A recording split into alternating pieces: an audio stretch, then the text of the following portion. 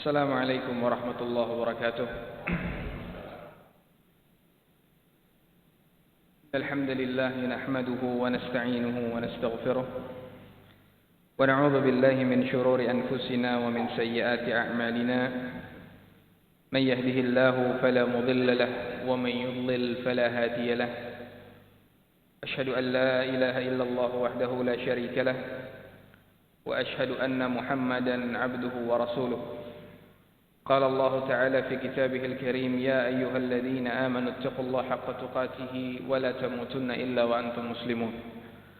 أما بعد فإن أصدق الحديث كتاب الله وخير الهدي هدي محمد صلى الله عليه وسلم وشر الأمور محدثاتها وكل محدثة بدعة وكل بدعة ضلالة وكل ضلالة في النار. معاشر المسلمين والمسلمات أعزني الله وإياكم. Kembali kita panjatkan puja-puji syukur kita kepada Allah Subhanahu wa taala, yang mana Allah Subhanahu wa taala kembali memberikan kita kesempatan, taufik dan kesehatan untuk bisa berkumpul di masjid ini dalam rangka melaksanakan ibadah-ibadah yang Allah Subhanahu wa taala perintahkan kepada kita bersama, yaitu salat secara berjamaah, dilanjutkan dengan menuntut ilmu agama Allah Subhanahu wa taala. Yang mana kita berharap hadirnya kita di majlis ini merupakan tanda dari Allah Subhanahu wa taala bahwasanya Allah menginginkan kebaikan kepada kita semua. Salawat dan salam tak lupa kita panjatkan kepada Nabi kita Muhammad sallallahu alaihi wasallam beserta keluarga, kerabat dan pengikut beliau hingga akhir zaman. Jamaah azani Allah wa iyyakum, pada pertemuan kali ini insyaallah kita akan membahas, karena sebentar lagi akan memasuki Idul Adha, yang mana di dalam Idul Adha itu terdapat sebuah ibadah yang sangat mulia, yaitu tentang ibadah kurban. Maka pada pertemuan kali ini insyaallah kita akan membahas fiqhul udhiyah atau fiqh kurban, fiqh ibadah kurban. Dan ini sangat penting. Kenapa penting? Agar kita melaksanakan ibadah ini memang benar-benar di atas ilmu. Tidak hanya melaksanakan ibadah ini ya karena kita sering melaksanakan dan orang-orang melaksanakan, namun kita tidak tahu hakikat apa yang ada di dalamnya, bagaimana tata caranya sebagaimana Nabi Muhammad SAW sebutkan itu. Makanya ulun tekankan lagi bahwasanya pembahasan ini mungkin adalah pembahasan terlebih lagi bagi panitia kurban atau orang yang berkurban, atau mungkin yang ingin berkurban di kemudian hari. Makanya insyaallah semua akan kita bahas, dan kemungkinan agak sedikit panjang pembahasannya. Jadi kemungkinan nanti kalau waktunya mepet akan dilanjutkan setelah azan Isya insyaallah taala. Jamaah azani Allah wa iyyakum, dengan memohon pertolongan Allah Subhanahu wa taala maka kita membahas yang pertama adalah yang berkaitan tentang ta'rif atau pengertian dari al-udhiyah. Jadi kita bagi nanti pembahasan ini beberapa pembahasan supaya mudah untuk dicerna. Yang pertama, pembahasan yang pertama yang akan kita bahas adalah ta'riful udhiyah atau pengertian dari kurban itu sendiri. Kurban dalam bahasa Arab maknanya dalam bahasa Arab itu al-udhiyah, disebut al-udhiyah. Apa itu al-udhiyah? Apa itu kurban? Para ulama menyebutkan al-udhiyah atau kurban itu adalah ismun lima yuzakka taqarruban ila Allah Ta'ala fi ayyamin nahri bi syara'id makhsusah. Udhiyah adalah sebuah kata, atau kurban adalah sebuah kata yang digunakan untuk menunjukkan segala sesuatu yang disembelih, hewan yang disembelih dalam rangka taqarrub, dalam bentuk ibadah kepada Allah Subhanahu wa taala fi ayyamin nahar, di hari nahar. Hari penyembelihan itu 10, 11, 12, 13. Bi syara'id makhsusah, dengan syarat-syarat khusus, syarat-syarat tertentu. Jadi inilah yang disebut dengan kurban. Jadi tidak setiap sembelihan itu dikatakan kurban. Akan tetapi yang dikatakan kurban itu adalah hewan yang disembelih dalam rangka beribadah kepada Allah pada hari-hari tertentu, yaitu hari nahar. 10, 11, 12, 13. Kalau pian menyembelih di bulan Syawal, ini bukan kurban. Ini hanya sembelihan biasa. Itu yang pertama. Pembahasan yang kedua, dalil pensyariatan kurban ini. Apa dalil pensyariatan kurban ini. Dalil pensyariatan kurban ini Allah Subhanahu wa taala berfirman di dalam Al-Qur'an dalam surat Al-Kautsar. Surat yang insyaallah surat favorit kita berataan. Kenapa? Karena paling rancak dipakai. Jujur aja pian. Karena ini dengan pendeknya ini surat Al-Kautsar ini dalam ayat yang kedua, inna a'tainakal kautsar fashalli li rabbika wanhar. Allah Subhanahu wa taala memerintahkan kepada kita, maka salatlah untuk Rabbmu, untuk Tuhanmu, wanhar dan berkurbanlah. Ini menunjukkan syariat berkurban. Dari sunnah Nabi Muhammad sallallahu alaihi wasallam sebuah hadis dari Anas bin Malik. Anas mengatakan dhaha Rasulullah sallallahu alaihi wasallam bikabshaini amlahaini aqranaini dhabahahuma biyadihi wa samma wa kabbar wa wada'a rijlahu ala safahiha. Kata Anas bin Malik, Rasul sallallahu alaihi wasallam beliau melakukan udhiyah, berkurban. Dengan apa? Dengan dua domba, dua ekor domba yang amlah, berwarna putih kehitam-hitaman, aqranain, yang memiliki tanduk. Dzabahahuma biyadihi, yang Nabi Muhammad SAW menyembelih sendiri dengan tangannya. Wasamma wa kabbar, dan Nabi pun mengucapkan bismillah dan mengucapkan takbir. Wa wada'a rijlahu ala safahiha, dan Nabi meletakkan kakinya ketika menyembelih domba ini di antara leher domba ini. Dan para ulama semuanya berijma bahwasanya kurban ini adalah ibadah yang disyariatkan. Tidak ada seorang pun dari ulama kaum muslimin yang mengatakan kurban ini tidak disyariatkan. Tidak ada. Semuanya sepakat ulama bahwasanya kurban ini adalah ibadah yang sangat mulia di sisi Allah Subhanahu wa taala. Pembahasan yang ketiga, apa hikmah disyariatkannya ibadah kurban? Apa hikmah disyariatkannya ibadah kurban? Kata para ulama, yang pertama tentu saja adalah ihya li sunnat Ibrahim alaihissalam. Menghidupkan sunnahnya Nabi kita Ibrahim alaihissalam. Dalam kisah yang sangat masyhur, kita semua mengetahuinya, ketika Nabi Ibrahim alaihissalam diperintahkan oleh Allah Subhanahu wa taala untuk menyembelih anaknya. Maka ketika kita melakukan kurban, kita pun menghidupkan sunnah Nabi Ibrahim. Yang kedua di antara hikmahnya adalah mentauhidkan Allah Subhanahu wa taala. Jadi inti sebenarnya hikmah dari pensyariatan kurban ini salah satunya adalah bagaimana cara kita mentauhidkan Allah Subhanahu wa taala dalam ibadah tersebut, sehingga kita pun tidak menyembelih hanya untuk Allah Subhanahu wa taala. Dan sembelihan itu kita niatkan untuk Allah semata, tidak diserahkan kepada yang lain. Allah Subhanahu wa taala mengatakan, inna salati wa nusuki wa mahyaya wa mamati lillah rabbil alamin. Sesungguhnya salatku, sembelihanku, hidupku, matiku untuk Allah Rabbul Alamin. Ini hikmah yang kedua. Adapun hikmah yang ketiga, kata para ulama, di antara hikmah disyariatkannya ibadah kurban adalah keikutsertaan kita kepada orang-orang yang berhaji.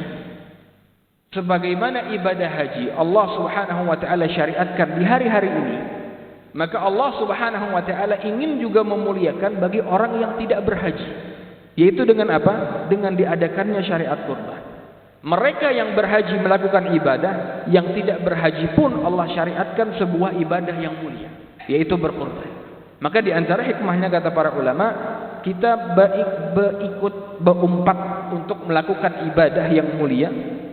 Kalau ibadah orang yang berhaji, ibadah yang mulianya adalah ibadah haji itu sendiri, maka orang yang tidak berhaji, ibadah yang paling mulia baginya adalah berkurban kepada Allah Subhanahu wa taala. Kemudian yang terakhir yang akan kita sebutkan di antara hikmahnya adalah untuk memberikan kebahagiaan kepada kaum muslimin. Karena tentu syariat utama, kenapa tujuannya di syariat kurban adalah untuk berbagi kepada kaum muslimin yang kurang mampu. Maka ketika kita berbagi kebahagiaan ini, maka ini pahalanya luar biasa. Jangan sampai ada saudara-saudara kita dari kalangan kaum muslimin pada hari bergembira ini tidak memiliki makanan. Itu makanya disyariatkanlah kurban untuk membagi daging-daging. Mungkin ada yang belum pernah makan daging, akhirnya makan daging.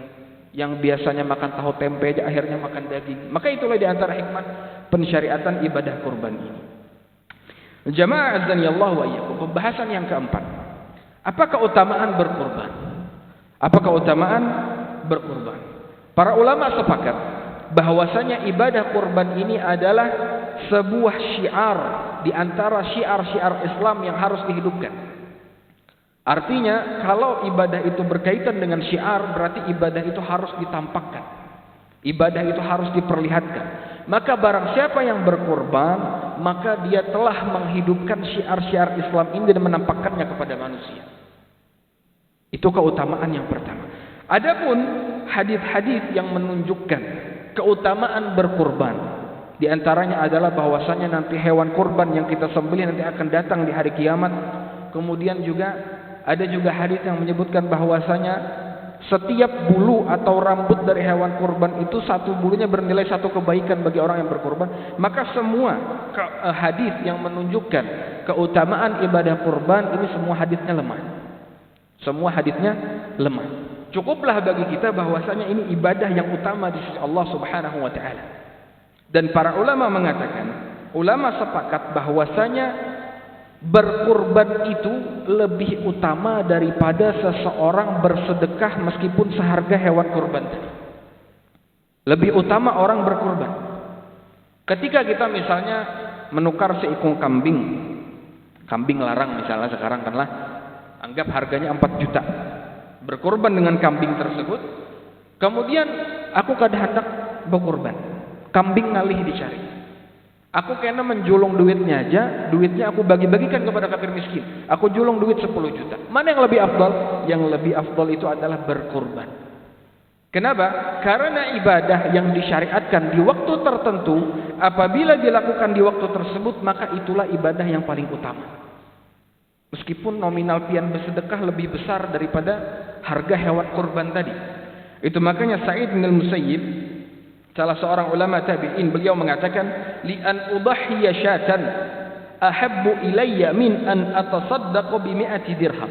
Ketika aku menyembelih seekor kambing, itu lebih aku sukai, lebih aku cintai daripada aku bersedekah 100 dirham. 100 dirham itu banyak, Pak. Tapi lebih utama untuk menyembelih seekor kambing. Kenapa? Karena ini ibadah yang khusus dilakukan di hari-hari tertentu. Maka ketika itu pula dia menjadi lebih afdal dari ibadah yang lainnya pada hari-hari tersebut. Jamaah azani Allah wa iyyakum. Pembahasan yang kelima yang akan kita bahas adalah apa hukum berkurban. Apa hukum berkurban? Apa hukum al-udhiyah? Maka para ulama berselisih. Sebagian dari mereka ada yang mengatakan bahwasanya berkurban ini hukumnya wajib bagi yang mampu. Hukumnya wajib bagi yang mampu. Sering ulun katakan, apabila dikatakan suatu hukum itu dikatakan wajib, kemudian ditinggalkan, maka orang tersebut akan berdosa. Itu konsekuensi dari ibadah itu dikatakan wajib atau tidak. Kalau kita mengerjakan, kita dapat pahala. Kalau kita tinggalkan ibadah-ibadah wajib, maka kita berdosa. Sebagian ulama memandang demikian. Kurban itu hukumnya wajib bagi yang mampu. Dan ini adalah perkataan Imam Abu Hanifah, Al-Auza'i, Al-Layth, dan lain-lain. Berdasarkan dalil firman Allah tadi. Allah Subhanahu wa taala mengatakan dalam surah Al-Kautsar, "Fashalli li rabbika wanhar." Salatlah kalian untuk Tuhanmu dan sembelihlah. Sembelihlah ini kalau dalam bahasa Arab fi'il amr. Fi'il kata kerja yang digunakan untuk perintah. Apabila ada kata kerja digunakan untuk perintah, maka sebagian ulama memandang itu menunjukkan kewajiban. Ya, inilah sebuah kaidah al-amru yufidul wujub. Perintah itu menunjukkan kewajiban suatu perkara tersebut. Ini dalil yang pertama. Dalil yang kedua adalah perkataan Nabi Muhammad SAW dalam hadis diriwayatkan oleh Abu Hurairah. Sebagian mengatakan ini adalah perkataan Nabi, sebagian yang lain ulama hadis lain mengatakan ini hadis mauquf adalah perkataan Abu Hurairah. Yang mana kata Nabi Muhammad SAW, "Man kana lahu sa'atun wa lam yudahhi fala yaqrabanna musallana." Barang siapa yang memiliki kelonggaran dalam rezeki, kemudian dia enggan untuk berkurban, maka jangan sekali-kali berparak lawan masjid kami. Ini ada ancaman dari Nabi Muhammad SAW. Apabila Nabi Muhammad SAW mengancam dengan sesuatu, maka itu menunjukkan perkara itu adalah perkara wajib. Ini perkataan atau pendapat yang pertama. yang menunjukkan bahwasanya berkurban itu adalah wajib bagi yang mampu. Pendapat yang kedua, ini adalah pendapat mayoritas ulama. Imam Malik, Imam Syafi'i, Imam Ahmad, Imam Ibn Hazm, Ishaq bin Rahuyah dan lain-lain mengatakan bahwasanya berkurban ini hukumnya sunnatun muakkadah. Sunnah yang sangat ditekankan, sayang amun kada menggawi bagi yang mampu. Dalilnya apa? Sabda Nabi Muhammad sallallahu alaihi wasallam dari hadis Ummi Salamah, kata Nabi Muhammad sallallahu alaihi wasallam, "Idza dakhala al-'ashr wa arada ahadukum an yudahhi fala yamassa min sya'rihi wa basharihi syai'an." Apabila telah masuk 10 hari pertama di bulan Dzulhijjah dan seseorang di antara kalian ingin berkurban, maka janganlah dia sentuh, jangan dia ambil, jangan dia potong kukunya, rambutnya dan kulit-kulitnya. Di hadis ini para ulama mengambil sisi pendalilan. Nabi Muhammad SAW mengaitkan berkurban itu dengan keinginan. Jadi amun bubuhan pian, ujar Nabi Muhammad SAW, apabila masuk 10 hari pertama bulan Dzulhijjah dan bubuhan pian ingin berkurban. Nah, dalam Islam apabila ada perkara dikaitkan dengan keinginan seseorang, artinya kalau seseorang ingin bisa hendak bisa kada. Tidak kewajiban, ini bukan dia yang mengatur, akan tetapi dirinya pribadi. Boleh ikam berkurban, boleh kada. Nah, ketika perbuatan tersebut dikaitkan dengan iradah atau keinginan, kata para ulama ini menunjukkan istihbab atau penganjuran semata. Tidak sampai derajat wajib. Tidak sampai derajat wajib. Dan didukung juga pendapat ini bahwasanya ada riwayat yang menunjukkan sahabat pun pernah tidak berkurban meskipun dalam keadaan mampu. Sebagaimana yang diriwayatkan oleh Abi Suraihah bahwasanya beliau berkata, "Ra'aitu Abu Bakrin wa Umar wa ma yudhhiya." Aku melihat Abu Bakar, aku melihat Umar dan beliau tidak berkurban pada saat hari raya. Juga perkataan salah seorang sahabat Abu Mas'ud Al-Ansari. Beliau mengatakan, ini salah seorang sahabat Nabi Muhammad SAW. Inni la ada'ul adha. Sesungguhnya aku meninggalkan berkurban. Wa inni la musir. Padahal aku itu mampu. Padahal aku itu bisa untuk berkurban. Kenapa beliau tinggalkan kurban ini? Makhafata an yara jirani annahu hatmun alayya. Aku takut bahwasanya orang-orang di sekitarku, tetangga-tetanggaku mengira karena kurban itu wajib. Jadi sesekali ditinggalkan oleh para sahabat supaya masyarakat orang-orang tidak mengira itu wajib. Akan tetapi sekarang hukum sudah tertulis, maka tidak mengapa lagi kita berkurban. Dan inilah pendapat yang paling kuat. Inilah pendapat yang lebih rajih bahwasanya berkurban itu hukumnya sunnah muakkadah. Akan tetapi ulama sepakat aib bagi seseorang yang tidak mau berkurban padahal dia mampu, itu aib, rugi dia. Tadi hadis dari Nabi Muhammad SAW, jangan beparak lawan masjid kami, jangan beparak. Kemudian ada pertanyaan, bagaimana seseorang yang tidak memiliki uang namun ingin berkurban kemudian dia ingin berhutang? Bolehkah berhutang ini untuk berkurban? Maka para ulama mengatakan ada rinciannya. Apabila seseorang ingin sekali berkurban namun tidak punya uang, kemudian dia memiliki teman misalnya atau kerabat yang bisa dipinjami duit, bolehkah ia berhutang untuk berkurban ini? Kata para ulama, apabila dalam hatinya dia yakin ketika dia berhutang untuk berkurban ini kena inya kawa mengganti, mungkin inya belum turun gajian kah, atau duitnya masih tertahan di manakah, tapi inya yakin karena suatu saat ulun akan dapat duit itu dan ulun bisa ganti. Ketika ada keyakinan seperti ini, maka boleh dia berhutang untuk berkurban. Akan tetapi ketika dia kada yakin, ini modal nekat. Kenapa modal nekat? Inya kada tahu duit ini datang dari mana kan? Akan tetapi nekat untuk berhutang, untuk berkurban. Dia menyangka ini perbuatan yang luar biasa. Aku ini berhutang gasan ibadah. Maka ini keliru. Ketika dia yakin dia tidak mampu membayar hutang ini, maka jangan dia berhutang. Kenapa? Karena melunasi hutang ini hukumnya wajib. Berkurban itu hukumnya sunnah sebagaimana yang kita jelaskan. Maka jangan pian nekat untuk berhutang padahal yakin kada kau membayari. Nah ini jamaah azani Allah wa iyyakum. Pembahasan yang keenam, hewan apa saja yang dikurbankan? Hewan apa saja yang dikurbankan? Para ulama bersepakat bahwasanya kurban itu tidaklah sah kecuali dari bahimatul an'am. Bahimatul an'am itu apa? Al-ibil wal baqar wal ghanam. Onta dengan segala jenisnya, sapi dengan segala jenisnya, kambing dengan segala jenisnya, domba dan lain sebagainya. Berdasarkan firman Allah Subhanahu wa taala, Allah Subhanahu wa taala mengatakan, "Wa likulli ummatin ja'alna mansakan liyadhkuru ismallah 'ala ma razaqahum min bahimatil an'am." Setiap umat kami jadikan ada syariat penyembelihan agar mereka menyebut nama Allah ala ma razaqahum, atas apa yang Allah berikan rizki kepada mereka dari bahimatul an'am. Berkata Imam Ibnu Katsir mufassir, berkata beliau bahwasanya dimaksud bahimatul an'am ini adalah onta, sapi atau kambing dengan segala jenis-jenisnya. Maka jangan sampai pian terpikir ulun diisi gajah, pinanya bagus ini, ulun ndak berkorban lawan gajah, tidak boleh. Atau dengan jerapah, atau dengan kuda, tidak boleh. Karena korban itu hanya dari tiga ini, entah onta, entah sapi, atau kambing. Mau laki-laki atau perempuan boleh. Sebagian hendak berkorban dengan laki-laki, silakan. Sebagian juga ustaz ulun ini pecinta wanita, ulun hendak berkorban dengan betina, misalnya.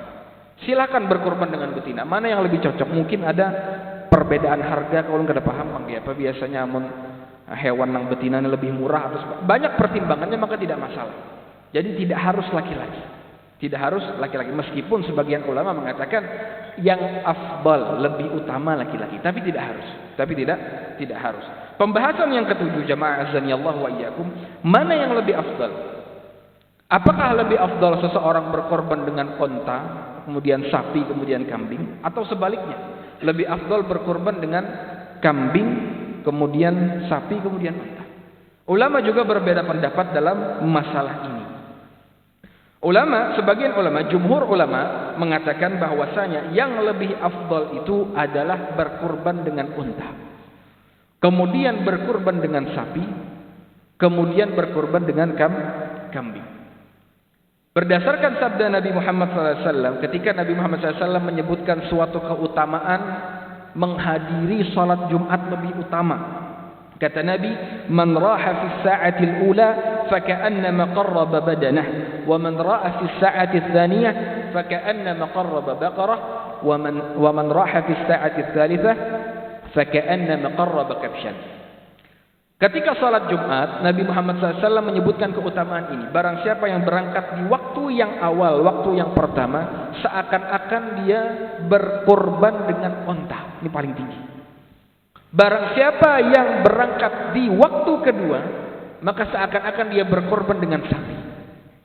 Barang siapa yang berangkat pada saat salat Jumat di waktu yang ketiga, seakan-akan dia berkorban dengan kambing. Dari sini para ulama mengatakan berarti afdalnya dengan onta, karena ini lebih utama yang disebutkan dalam hadis. Kemudian mereka juga berdalil dengan logika. Semakin banyak daging dari hewan tersebut, semakin banyak manfaat yang diberikan untuk kaum muslimin, maka itu semakin baik untuk dikorbankan. Dan tentu kita tahu onta itu lebih banyak, sapi itu lebih banyak dagingnya daripada kambing. Maka itu lebih utama untuk dikorbankan. Pendapat yang kedua adalah pendapat Imam Malik yang mengatakan bahwasanya kambing itu lebih utama.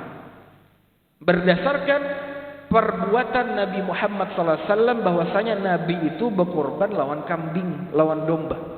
Dan Nabi tidaklah berkorban, tidaklah menyembelih melainkan dengan hewan yang terbaik. Nabi itu menunjukkan tidak lain kecuali Nabi melakukan yang terbaik.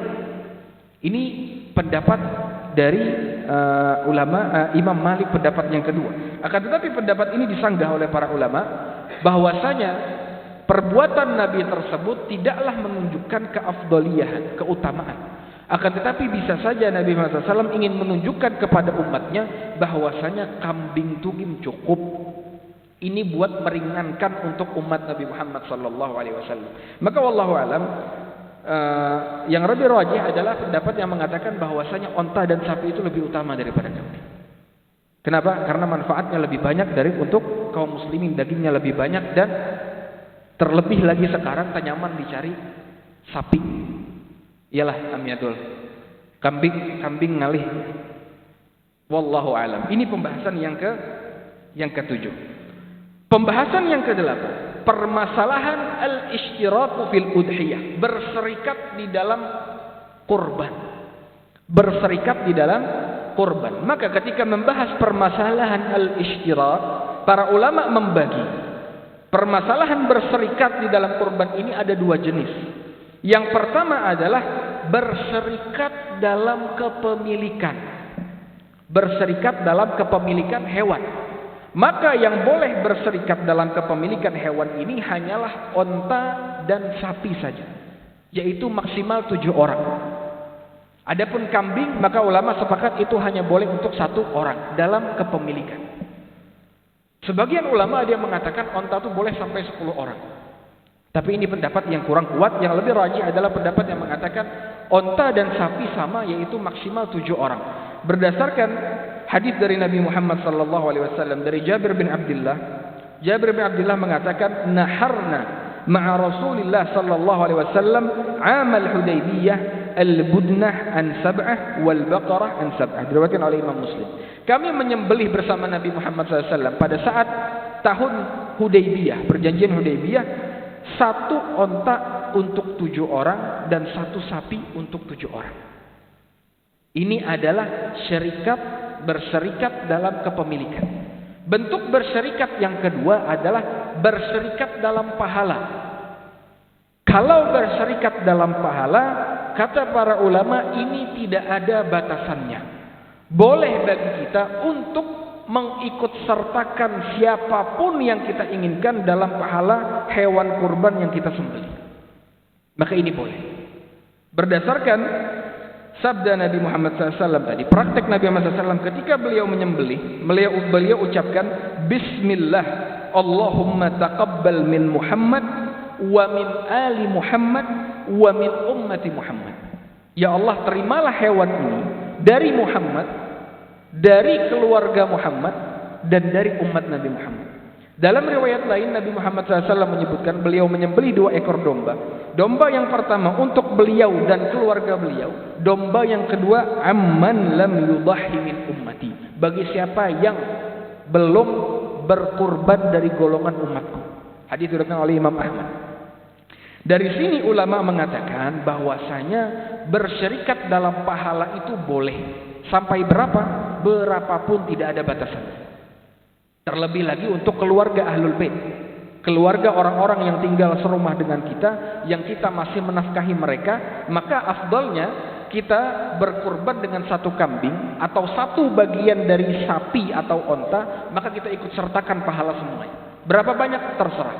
Pian misalnya bini 4, anak 50, ikut sertakan semuanya, tidak masalah. Tertawa sih dia. Waninya kada. Maka ini jamaah azanillah wa iyyakum, untuk berserikat dalam pahala ini tidak ada batasannya. Dan ini juga sebagaimana yang terjadi di zaman Nabi Muhammad SAW ketika ditanyakan oleh Abu Ayyub Al-Ansari. Atha bin Yasar bertanya kepada sahabat Abu Ayyub, "Kaifa kanat ad-dhahaya ala ahdi Rasulillah SAW?" Bagaimana bentuk berkurban kalian wahai para sahabat di zaman Nabi Muhammad sallallahu alaihi wasallam? Kata Abu Ayyub, beliau menjawab, "Kana ar-rajulu yudahhi bisyati anhu wa an ahli baitihi fayakulun wa yut'imun." Dulu orang-orang berkorban untuk mereka dan untuk keluarganya dengan 1 kambing. Dengan kurban itulah mereka makan dan kemudian mereka sedekahkan. Jadi tadi ketika kita katakan berserikat, maka ada 2 macam. Berserikat dalam kepemilikan, maka ini ada batasannya. Untuk sapi dan onta maksimal 7, untuk kambing 1 saja. Berserikat dalam pahala, maka tidak ada batasannya. Dimasukkan semuanya, meskipun tidak mengabarkan kepada orang yang kita hadiahkan, tidak masalah. Ulun hendak menyembelih ini untuk anak ulun, istri ulun dan keluarga ulun. Tidak perlu kita kabarkan, ikam aku bari pahala kurban gitu. Tidak perlu. Atau ulun hendak hadiahkan ini untuk teman ulun misalnya. Tidak mengapa. Sebagian ulama seperti itu. Sebagian ulama meskipun zaman sekarang mereka berkurban untuk siapa? Untuk Imam Nawawi, untuk Imam Syafi'i. Dan ini juga boleh mengorbankan, berkurban untuk orang yang sudah meninggal. Mengikut sertakan pahala ini boleh orang yang hidup, boleh juga orang yang sudah meninggal. Boleh orang yang hidup, boleh juga orang yang sudah meninggal. Terus bagaimana kalau orang yang sudah meninggal ini? Maka para ulama membagi berkurban untuk orang yang sudah meninggal ini ada 3 macam. Yang pertama adalah bentuk wasiat dari orang yang meninggal. Karena mun aku meninggal, ikam menyembelih, itu wasiat. Kalau bentuknya wasiat maka ditunaikan. Kemudian yang kedua bentuknya adalah mensyarikatkan, mengikut sertakan pahala kurban. Ini kurbannya milik pian, namun pian ikut sertakan pahala untuk orang yang sudah meninggal. Orang tua misalnya, atau dingsanak kita yang sudah meninggal, maka ini juga boleh. Berdasarkan sabda Nabi Muhammad SAW tadi, Nabi Muhammad SAW berkorban untuk beliau dan ahlu baitihi, dan keluarga beliau. Dan keluarga beliau kita tahu pada saat Nabi berkorban, Khadijah sudah tidak ada, paman Nabi Hamzah sudah tidak ada, banyak keluarga beliau yang sudah meninggal, anak-anak Nabi Muhammad SAW juga sudah meninggal. Dan itu Nabi Muhammad SAW ikut sertakan dalam pahala. Kemudian bentuk yang ketiga, kurban ini tersendiri. Kalau tadi yang kedua, ini kurban milik pian ikut sertakan pahalanya untuk orang-orang yang hidup, baik orang sudah meninggal, ini boleh. Yang ketiga ini diperselisihkan oleh para ulama. Ketika kita berkorban satu hewan kurban, misalnya kambing, dan ini khusus untuk orang meninggal saja, maka ini diperselisihkan oleh para ulama.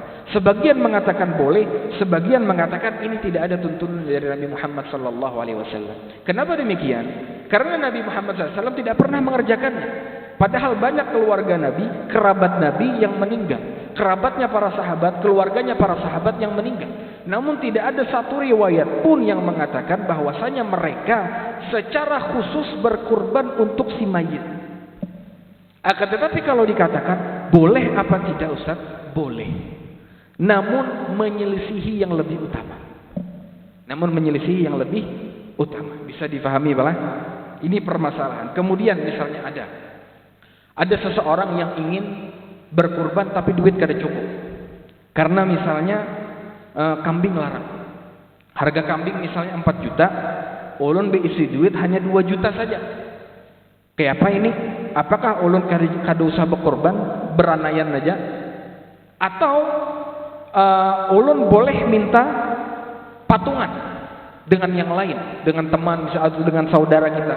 Kita memiliki 2 juta, saudara kita memiliki 2 juta. Boleh demikian untuk seekor kambing? Tidak boleh. Tidak boleh. Karena satu ekor kambing itu yang boleh menjadi pemilik hanya satu saja. Lalu bagaimana mengakalinya supaya semuanya, dua-dua ini mendapatkan pahala berkorban? Solusinya adalah salah satunya harus menghadiahkan uangnya ke temannya yang lain. Ulun lawan kakak ulun misalnya. Masing-masing kami diisi 2 juta. Kalau tidak menambahi satu sama lain, kada cukup untuk berkorban. Kalau kita hendak bergabung, masing-masing misalnya dikatakan satu kambing pemiliknya berdua, maka tidak boleh. Maka caranya salah satu di antara kami, ulun misalnya, menghadiahkan dengan kakak ulun tadi.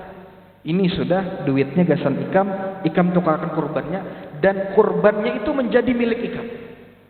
Kurbannya menjadi milik ikam, namun ikut sertakan aku dalam pahala kurban itu. Maka ini boleh. Jadi harus ada yang bekalah. Jangan bakakarasan. Jangan harus ada yang mengalah. Karena kepemilikan hewan tadi 1/7 dari sapi atau satu kambing itu harus satu saja. Tidak boleh dimiliki oleh 2 orang. Maka keliru ketika kita melihat misalnya, dan itu sering banyak terjadi, satu sekolah patungan nukar sapi untuk berkorban. Ketika seseorang melihat, Masya Allah, ini kekanakan luar biasa, semangat, halus-halus sudah semangat untuk berkorban. Tapi yang memiliki hewan di satu sekolahan, Apakah boleh seperti ini? Tentu tidak boleh. Maka bagaimana jadinya? Jadinya hewan tersebut bukan hewan kurban, tapi jadi daging yang untuk jadi pahala sedekah saja. Tidak jadi kurban. Kenapa? Karena maksimal bersyarikat dalam tadi onta dan sapi maksimal 7, untuk kambing maksimal 1 orang. Nah ini jamaah azani Allah wa iyyakum. Pembahasan yang ke berapa tadi? 9. Pembahasan yang ke-9. Di antara syarat-syarat hewan yang harus dikorbankan, tentu saja tadi yang pertama haruslah dari bahimatul an'am, yaitu hewan onta, sapi atau kambing. Syarat yang kedua di pembahasan kita yang 9 ini, haruslah umurnya itu cukup untuk dikorbankan. Haruslah umur hewan tadi cukup untuk dikorbankan. Berapa umur hewan itu sampai dikatakan cukup untuk dikorbankan? Maka kata Nabi Muhammad SAW, tidaklah hewan itu dikatakan cukup untuk dikorbankan kecuali apabila dia sudah mencapai umur musinnah. Musinnah. Dan musinnah ini beda-beda antara satu hewan dengan hewan yang lain. Onta dikatakan dia itu sudah cukup umur, dikatakan dia sudah musinnah apabila dia sampai umur 5 tahun. Sapi dikatakan sudah musinnah apabila dia mencapai 2 tahun. Adapun kambing dikatakan musinnah ketika dia mencapai 1 tahun. Adapun domba dikatakan musinnah apabila dia mencapai 6 bulan. Jadi dibedakan kambing dengan domba. Apa bedanya kambing lawan domba? Pian cek di Google. Kambing versus domba. Nah, karena keluar bedanya. Itu batasan-batasan umur minimal ketika kita harus umur yang cukup untuk dikorbankan. Berdasarkan sabda dari Nabi Muhammad SAW, la tadbahu illa musinnatan. Illa an ya'sara alaikum fatadbahu jaza'atan minadh-dha'n. Janganlah kalian sembelih kecuali yang sudah mencapai umur musinnah. Ya tadi onta 5 tahun, sapi 2 tahun, kambing 1 tahun, domba 6 bulan. Kalau ada orang yang sengaja menyembelih dan dia tahu ini umurnya belum sampai, apa yang akan terjadi? Sembelihannya tidak sah. Sembelihannya tidak sah. Itu makanya para penjual hewan di sini harus bertakwa kepada Allah Subhanahu wa taala. Jangan mentang-mentang dia harus menjelaskan kepada orang yang membeli, ini umurnya sekian, ini umurnya sudah sampai, ini umurnya belum sampai. Jangan ketika kita melihat, oh ini lamak aja sudah, hewannya Masya Allah bungas, janggutnya panjang kambingnya, kemudian badannya gemuk, tanduknya panjang, tapi belum sampai umur, maka tidak boleh untuk dikorbankan. Jadi harus kita memang teliti memilih. Adapun kalau tidak diketahui maka tidak masalah. Yang masalah kalau sudah diketahui maka tidak boleh dikorbankan. Masalah selanjutnya, pembahasan yang ke-10 adalah kapan waktu berkurban. Kapan waktu berkurban? Waktu berkurban dimulai.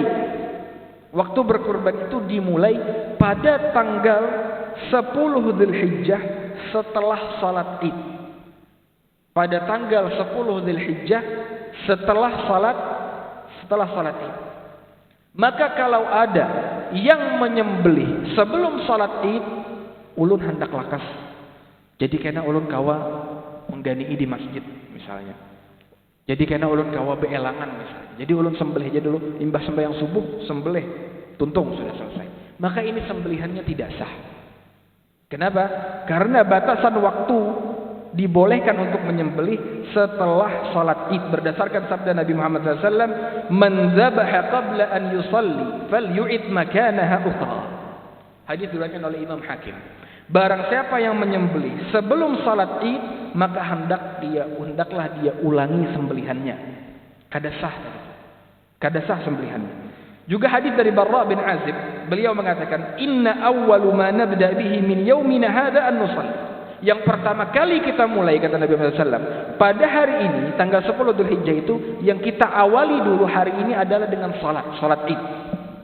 Thumma narji' fananhar faman fa'ala hadza faqad asaba sunnatana. Kemudian setelah kita salat, kita pun menyembelih. Barang siapa yang melakukan ini, maka dia telah mengikuti sunnah kita, sunnah Nabi Muhammad SAW. Wa man dzabaha qabl fa innama huwa lahmun qaddamahu li ahlihi laisa minan nusuki bi syai'.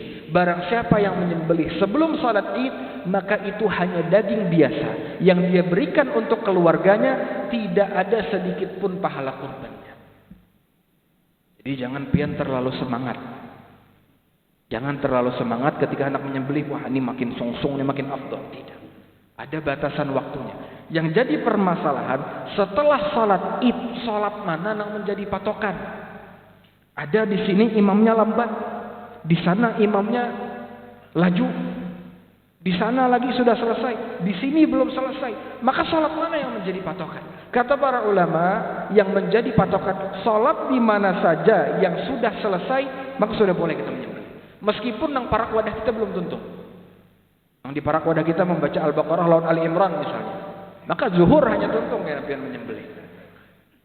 Yang di sana imamnya membaca Al-Kautsar lawan Kulhu misalnya, maka cepat. Maka kalau di sana ada yang sudah selesai, maka boleh kita menyembelih. Dan yang menjadi patokan itu adalah selesainya sholat, bukan selesainya khutbah. Kalau sholat sudah selesai, meskipun imam masih berkhutbah, khatib masih berkhutbah, maka sudah boleh untuk melakukan penyembelihan. Sampai mana waktunya? Sampai kapan berakhirnya waktu penyembelihan? Waktu penyembelihan ini berakhir sampai terbenamnya matahari di akhir hari tasyrik, menurut pendapat yang paling kuat.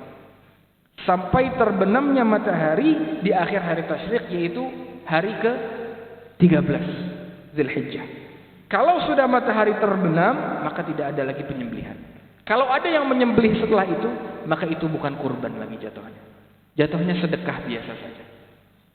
Maka hari penyembelihan itu 10, 11, 12, 13. 10 dimulai dari setelah salat Id, dan 13 berakhir di ketika matahari terbenam di hari akhir pada hari tasyrik. Kemudian ada permasalahan, bolehkah menyembelih pada malam hari? Bolehkah seseorang menyembelih pada malam hari? Ulama berselisih pendapat. Sebagian ulama mengatakan tidak boleh menyembelih pada malam hari. Ini pendapat Imam Malik. Kalau ada yang menyembelih pada malam hari, sembelihannya tidak sah. Sebagian lagi mengatakan makruh hukumnya menyembelih pada malam hari. Kenapa? Karena ibadah kurban ini adalah syiar yang harus ditampakkan ke orang-orang. Amun kita menyembelih bakal kadapan, orang kada melihat. Dan banyak tersalah-salah. Maka sebagian memandang makruh. Sebagian lagi ulama mengatakan boleh menyembelih pada malam hari. Terlebih lagi apa ada hajat, ketika ada hajat.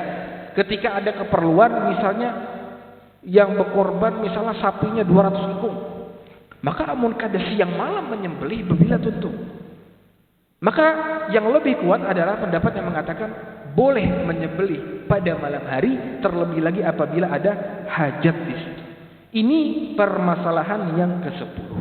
Maka kita azan dulu. Setelah azan insyaallah kita lanjutkan. Baik, kita lanjutkan pembahasan yang selanjutnya. Yang ke-11 adalah masih berkaitan dengan syarat hewan tersebut haruslah selamat atau bebas dari aib-aib. Karena ketika ada aib-aib yang akan disebutkan ini, maka sembelihan tersebut menjadi tidak sah. Berdasarkan sabda Nabi Muhammad sallallahu alaihi wasallam dari Barra bin Azib, Nabi Muhammad sallallahu alaihi wasallam mengatakan arba'un la tajuzu fil adahi. Ada 4 aib, 4 jenis hewan, 4 sifat ini apabila ada pada hewan, maka tidak boleh untuk dikurbankan. Siapa itu? Siapa itu aja? Apa itu? Manusia kata Allah. Yang pertama adalah al-awra al-bayyinu awaruha. Yang pertama adalah yang pincang. Hewan bukan, yang picak, bukan yang pincang, yang picak. Picak itu maksudnya setengah matanya tidak, satu matanya tidak bisa melihat. Satu mata tidak melihat, satu mata melihat. Yang jelas picaknya, yang jelas tertutupnya. Yang kedua, al-maridah al-bayyinu maraduha. Hewan yang sakit dan jelas sakitnya itu jelas. Yang ketiga, al-arja al-bayyinu dila'uha. Hewan yang pincang yang jelas pincangnya. Kemudian yang keempat, yang terakhir, al-ajfa allati la tunqi, atau al-ajfa allati la tunqa. Adapun yang pertama, kata Nabi Muhammad SAW, adalah yang tidak bisa melihat satu matanya. Tidak bisa melihat satu matanya dan jelas picaknya ini. Artinya, kalau satu mata saja, apabila dia tidak bisa melihat, maka terlebih lagi bagi hewan yang buta. Dan juga bisa kita petik dari hadis ini, aib ini haruslah sifatnya jelas terlihat pada hewan. Kalau misalnya matanya kabur-kabur aja, masih bisa melihat dua-duanya tapi kabur.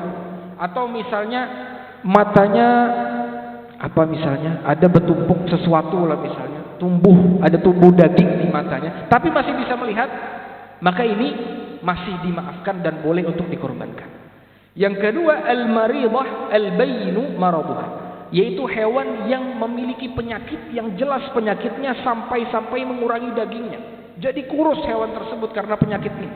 Maka ini juga tidak boleh untuk dikorbankan. Yang ketiga, al-arja al-bayyin arjuha, adalah hewan yang pincang, yang jelas pincangnya. Maksud pincang ini, dia tidak bisa berjalan sama sekali. Karena kepincangan batisnya ini, dia tidak bisa berjalan. Kalau masih bisa berjalan, meskipun ada kesusahan sedikit, namun dia masih bisa bergerak dengan rombongannya, masih bisa mencari makan, maka ini boleh untuk dikorbankan. Kenapa? Karena ini pincangnya masih tidak jelas. Yang menghalangi itu apabila pincangnya ini bayyin, sampai jelas, sampai menghalanginya dari berjalan.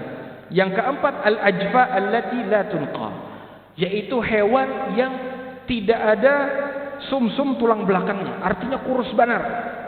Saking kurusnya kada ada sumsum tulangnya, di tulang belakang kada ada sumsumnya, maka ini tidak boleh untuk dikorbankan. Ulama sepakat. Maka jangan sampai kita ketika berkorban mencari nang murah bah nang garing-garing aja ya.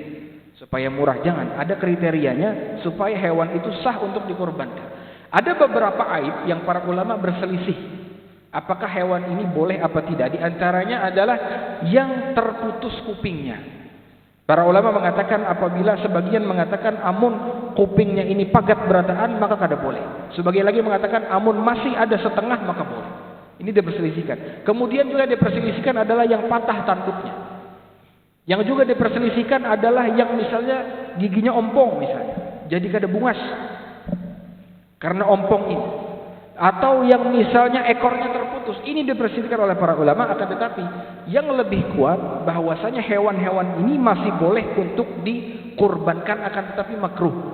Kalau tidak ada lagi, hanya hewan ini saja yang misalnya tadi tanduk patah, telinga misalnya pagat sebelah atau kurang setengah misalnya, atau ompong, atau giginya atau ekornya kada ada lagi, dan lain-lain sebagainya, maka aib-aib ini menurut pendapat yang lebih kuat masih boleh kalau tidak ada lagi kambing yang lain.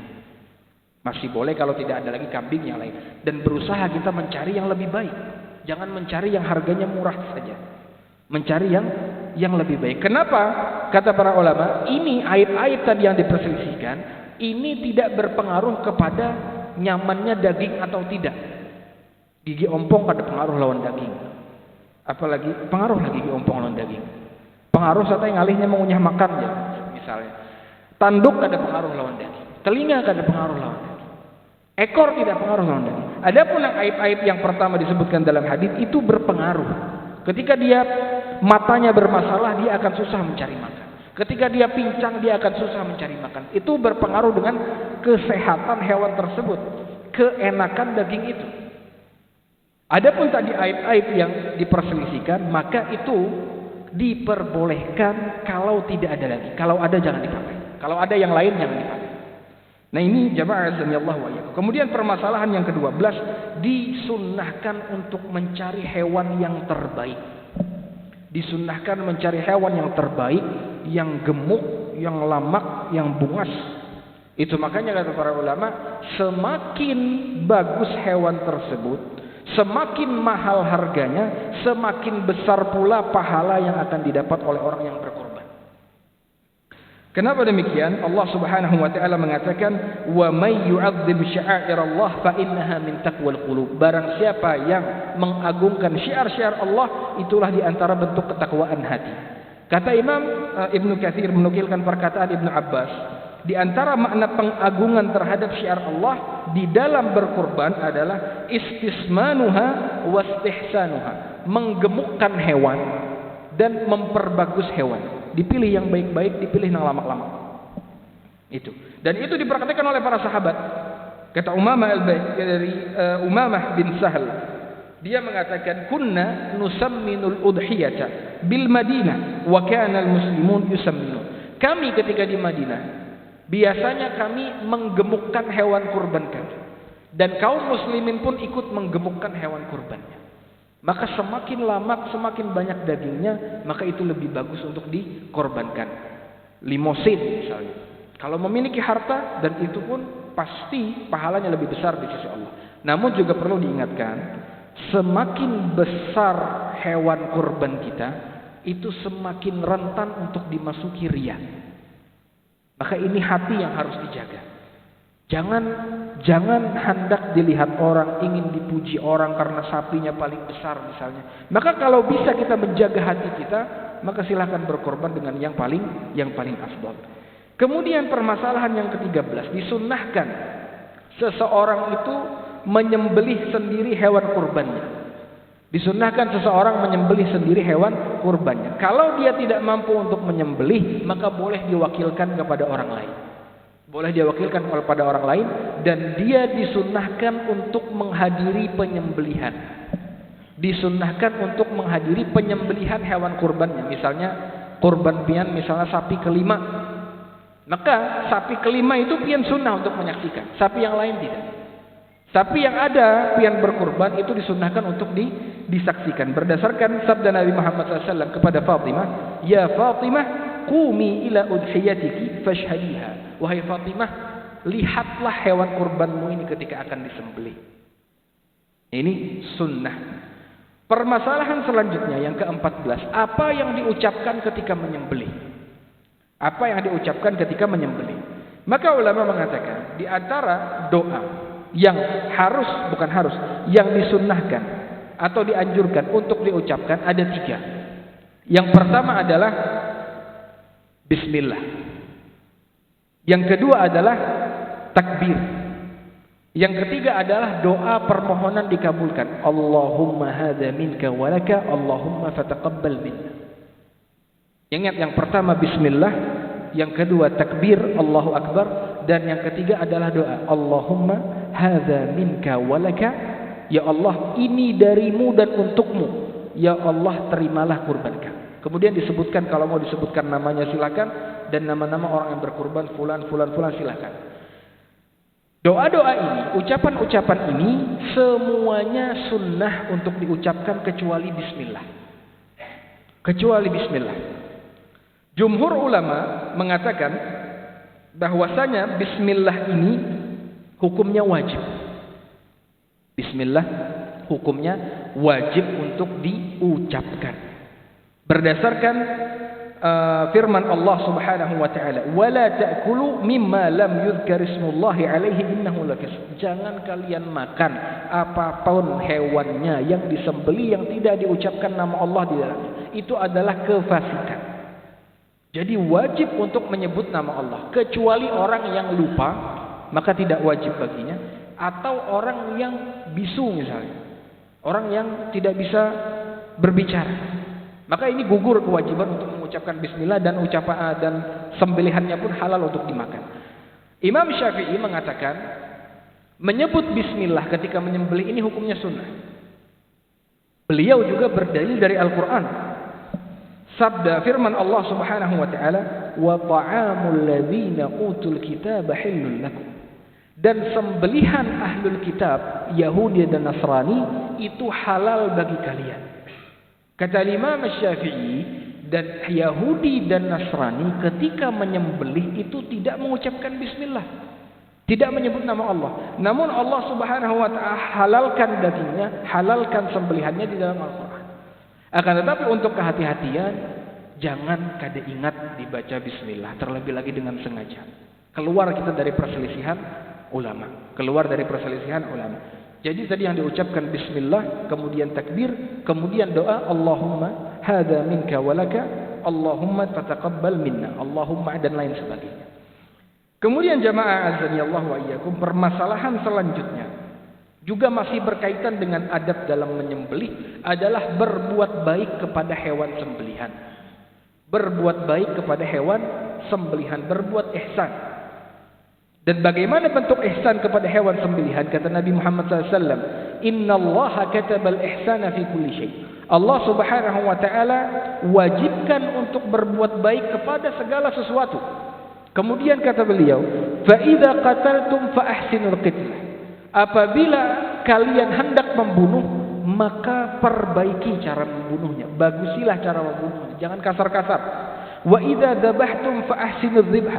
Apabila kalian ingin menyembelih, maka perbaiki cara menyembelihnya. Jangan menakutani hewan.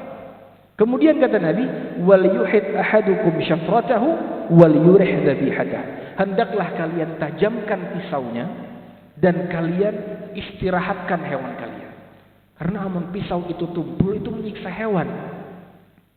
Orang yang menyembelih dengan pisau yang tumpul, itu dia menyiksa hewan, dan ini berdosa. Semakin tajam pisau itu, maka itu semakin bermanfaat, semakin kita berbuat ihsan kepada hewan yang kita sembelih. Di antara bentuk berbuat ihsan kepada hewan sembelihan adalah tidak menampakkan pisau di hadapan muhanya. Jangan dilihatkan lading, apalagi diunjaina, ikam mati nah, sumat lagi nah. Menangis sapi baik. Dan itu kita lihat, dan itu tidak boleh. Pernah ada terjadi di zaman Nabi Muhammad SAW, ada salah seorang ketika ingin menyembelih, mengasah pisaunya ini di hadapan hewan. Mengasah pisaunya di hadapan hewan. Maka apa kata Nabi Muhammad SAW? Aturidu an tumitaha mauta. Apakah engkau hendak membunuhnya ini berkali-kali? Ketika hewan itu melihat pisau yang tajam di hadapannya, ini hendak dibunuh, sedih dia. Seakan-akan dia ini mati berkali-kali sudah mati dibunuh, ditampaikan pisaunya pulang. Maka jangan dilihatkan pisau kita di hadapan hewan, jangan juga dilihatkan teman-temannya yang disembelih. Sembunyikan, jangan melihat. Atau jangan sampai melihat darah-darah sembelihan. Ini juga diantara berbuat baik kepada hewan sembelihan. Kemudian permasalahan yang selanjutnya, yang ke-16. Dan ini permasalahan yang setiap tahun ramai. Hukum menjual kulit. Tunggu terlebih. Hukum menjual kulit dan hukum memberikan upah kepada tukang jagal. Kepada orang-orang yang kita perintahkan, misalnya kita minta bantuannya untuk membantu dalam proses penyembelihan. Adapun menjual kulit, maka ini ada dua macam bentuknya. Adalah yang pertama, menjual kulit dan manfaatnya bagi si yang berkorban. Menjual kulit, manfaatnya bagi yang berkorban. Misalnya ulun berkorban kambing atau sapi satu bagian misalnya. Kulitnya aku ambillah, aku kawa menjual situ larang. Kemudian ulun jual. Maka seperti ini, ketika manfaat kulit tersebut kembali kepada yang berkorban, maka sepakat ulama ini tidak boleh. Sepakat ulama ini tidak boleh. Berdasarkan firman Allah Subhanahu wa taala, "Fakulu minha wa at'imul ba'isal faqir." Makanlah hewan kurban itu dan berikanlah makanan, bersedekahlah dengan itu kepada fakir miskin. Nabi menyuruh kita, Allah Subhanahu wa taala memerintahkan kita untuk memakan dan menyedekahkan, tidak menjual. Juga sabda Nabi Muhammad SAW sangat tegas melarang untuk menjual kulit apabila manfaatnya lari kepada si pengurban. Kata Nabi Muhammad SAW, "Man ba'a jilda udhiyatihi fala udhiyata lahu." Barang siapa yang menjual kulit hewan kurbannya, maka tidak ada pahala kurban baginya. Yang kedua adalah apabila menjual kulit dan manfaatnya ini kembali kepada kaum muslimin.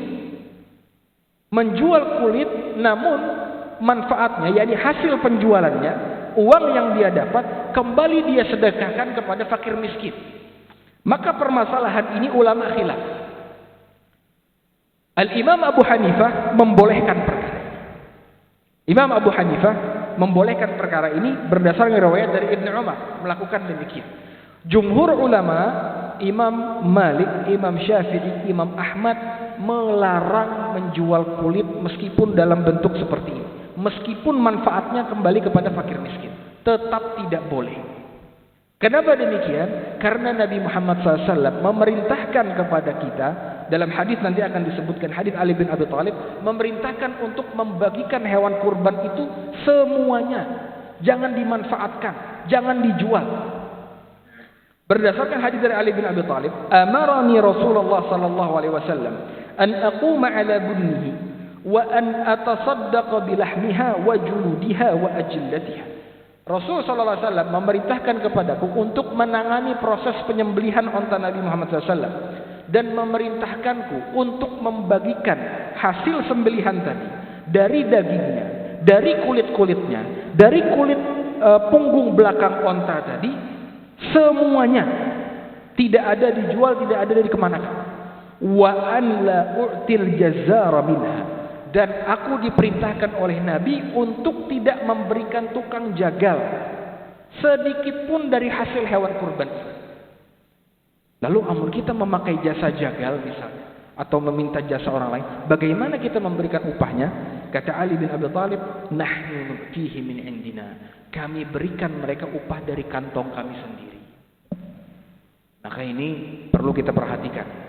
Kalau manfaatnya ini kembali kepada orang-orang lain juga untuk disedekahkan juga hasilnya, maka yang lebih berhati-hati juga jangan dijual, jangan dilakukan. Kenapa? Nabi Muhammad SAW perintahkan semuanya itu untuk diberikan kepada fakir miskin. Semuanya. Boleh kita memakan, namun semuanya itu dibagikan, bukan dimanfaatkan hasilnya. Kepalanya, kulitnya, dan lain sebagainya. Maka bagaimana solusinya, Ustaz?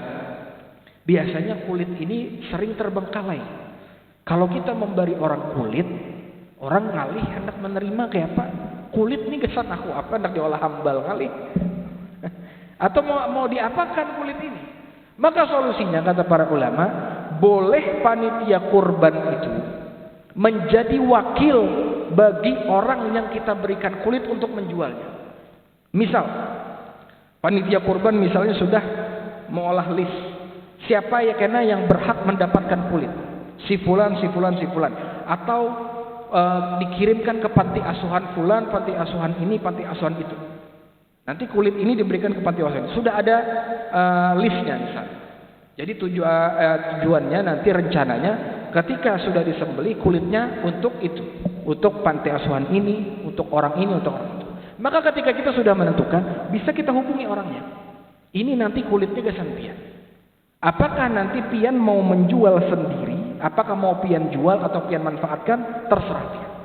Kalau pian kada mau menjual atau pian merasa ngalih menerima kulit, ini kulit-kulit pian bisa kami bantu untuk menjualkan. Jadi akadnya apa di sini? Panitia kurban menjadi wakil bagi orang yang kita berikan kulit untuk menjualkan kulit tersebut. Jadi tidak kita nang menjual kemudian kita berikan duitnya. Jadi solusinya seperti tadi, kita menjadi wakil. Misalnya ada pengepul kulit datang,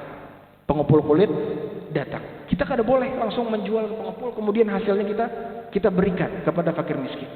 Kita panggil dulu fakir miskin. Ini kulit kesan pian. Ini ada orang pengepul kulit. Pian hendak manfaatkan atau pian hendak jual langsung, silakan.